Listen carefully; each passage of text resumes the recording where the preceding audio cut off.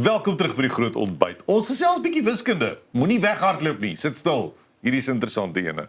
Nou ja, Prof Sonja van Putten is hier, sy is van die departement van onderwys by die Universiteit van Pretoria. En ons kuier bietjie vanmôre oor wiskunde teenoor wiskundige geletterdheid. Ja, dis 'n interessante gesprek. Goeiemôre Prof. Goeiemôre. Welkom by ons. Baie dankie. Dis lekker om hier te hê. Prof, kom ons praat bietjie oor wiskunde en wiskundige geletterdheid. Eerstens, daar's baie mense daar buite wat vir jou sê, man, wiskundige geletterdheid is nie wiskunde nie. Wat is die verskil tussen 'n kind wat wiskundige geletterdheid neem, sy ervaring, en 'n kind wat, gaan 'n mens sê, ou tradisionele wiskunde neem? Hoe moet 'n mens dit sê? Wel, jy weet, wiskunde is regtig baie oud. Ons praat van duisende jare. Kom ons sê dit so. Wiskundige geletterdheid het 'n ander toekoms as wat wiskunde vir jou gaan gee. Dis waar die verskil inkom. Ah. So as daar hierdie veral hierdie tyd van die jaar is dit keusetyd. Ja. Ouers en onderwysers en mense dink nou, oeg, gaan ons wiskundige geletterdheid doen en of dalk is wiskunde beter. Maar jy weet, wiskunde is maar bietjie moeilik. Ek weet nie, het julle geweet dat as jy kyk na die wêreldwye statistiek, as jy vir studente wêreldwyd vra, wat is die moeilikste vak in die wêreld? Dis wiskunde. Nie wetenskap nie, wiskunde. En ek dink die groot rede daarvoor is die swak publisiteit wat wiskunde het. Want ek is seker, julle kan praat van, en julle is jonger as ek, van ondervinding waar ergens in jou lewe het iemand vir jou gesê, wiskunde, baie moeilik. En dis eintlik doenbaar. Maar die groot vraag is, wat wil jy doen? Waar lê jou droom?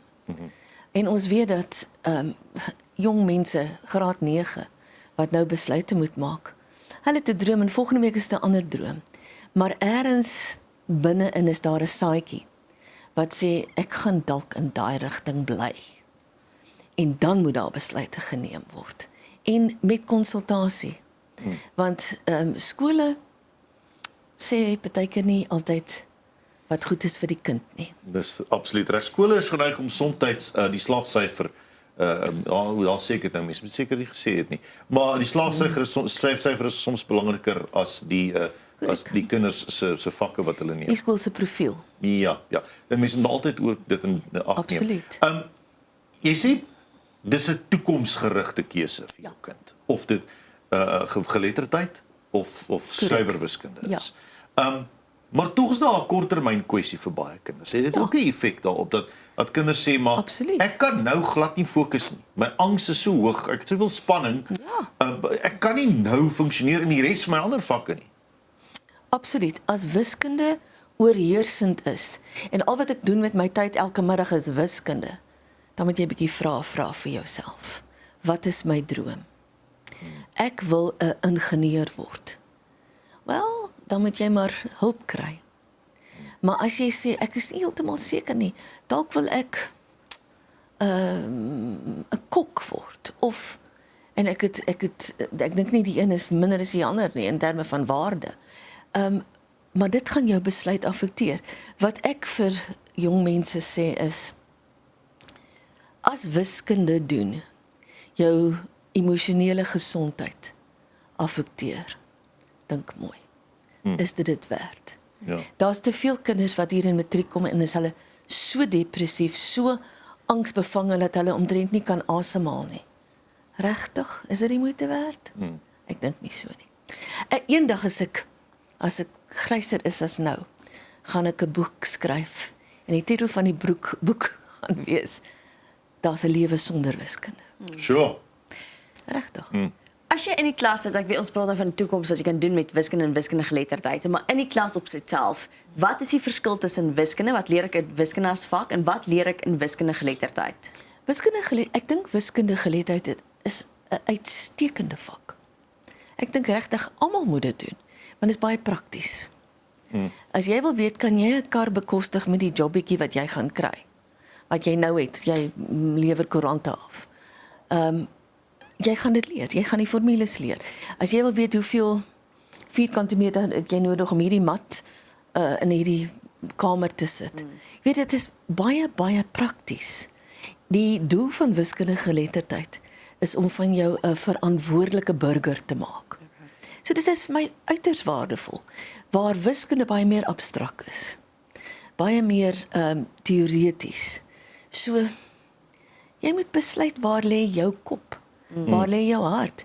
Angs is 'n verskriklike ding, is 'n vernietigende ding. So mens moet baie versigtig wees, ouers en kinders en skole. Ongelukkig het wiskundige geletterdheid 'n baie swak naam. Jy gaan af wiskundige geletterdheid. So ek sien dit nie so nie. Ek sien dit as 'n skuif. Wat met goeie denke, goeie konsultasie gedoen word. Jy gaan 'n skuif doen na wiskundige geletterdheid. Nie om die skool gerus te stel nie, en julle gaan goed lyk. Om te weet dat jy jou eie toekoms verseker. En 'n mens kan nog steeds met wiskundige geletterdheid baie bereik. Jy kan of met wiskunde ingenieur word, of jy kan met wiskundige geletterdheid 'n prokureur word. So, dit is nie 'n kwessie. Jy kan nie. Jy kan, ek is self daardeur. Maar baie instansies het wiskunde nodig vir die regsgeleerdheid. Ek is ook daardeur, dit werk nog ook so hoor. Maar nou moet ons 'n bietjie praat oor wiskundige geletterdheid in skole. Is daar in alle skole wiskundige geletterdheid? Is dit volgens wet verpligtend om in alle skole te doen? So met ander woorde, mens kan vir jou kind in elke vak dit by elke skool kry. Nie in elke vak nie, in wiskunde. Jy kan kies wiskunde. Ja, wiskunde of wiskundige geletterdheid kan jy kies. En jy moet besluit. Kyk, soos jy heeltemal tereg sê, Peer, wiskundige geletterdheid, daar's nog baie deure wat oop is. Maar nie alle deure nie. Jy weet, daar kom studente by ons aan en dan sê hulle, maar ek het 98% vir wiskundige geletterdheid. Ek wil baie graag wiskunde gee. Die deur is toe. Want dis 'n ander vak. Dis 'n ander vak. Dus soos jy sê, ek is regtig goed met Grieks, maar ek wil Frans gee. Dit gaan nie werk. Dit is vir my altyd so moeilik, want soos jy ook vroeër genoem het, in graad 9 maak mens nou al hierdie keuses. En dan kies jy dalk wiskundige geletterdheid, maar eintlik besluit jy in graad 11, eintlik wil ek 'n ander rigting swat, en dan het jy nou klaar geletterdheid. Moet mens, dink jy, en ek vra die vraag, moet mens dalk begin met wiskunde en vir 'n jaar langer hou tot die kind regtig weet, is dit moeilik om graad 10 oor te skuif of graad 11 oor te skuif wiskundige geletterdheid? Is dit moontlik om later daai skuif te maak? Ek dink dit hang af van skole, maar ek dink die skuif is later moontlik. Jy weet, in graad 9 weet mens nog eintlik baie min oor wie jy regtig is. Ja. En waarheen jy mik. So my raad sou wees, gee wiskunde 'n kans. As jy hulp nodig het, kry hulp. Gee dit 'n kans, want dit los die deure vir jou oop. Wiskundige geletterdheid, baie goeie vak, maar hy maak sekere deure toe. Ons het al met iemand gepraat wat gesê het, daar is 'n probleem met wiskundeonderwysers in die land, die hoeveelheid opgeleide wiskundeonderwysers wat dit is. Dink jy dit speel 'n rol met hoeveel kinders tans net oorskuif 'n wiskundige geletterdheid toe? Ek dink dit is moontlik dat baie kinders oorskuif, omdat dit die maklike roete is. Dit is regtig, maar daar is nie soveel abstrakte denke nie.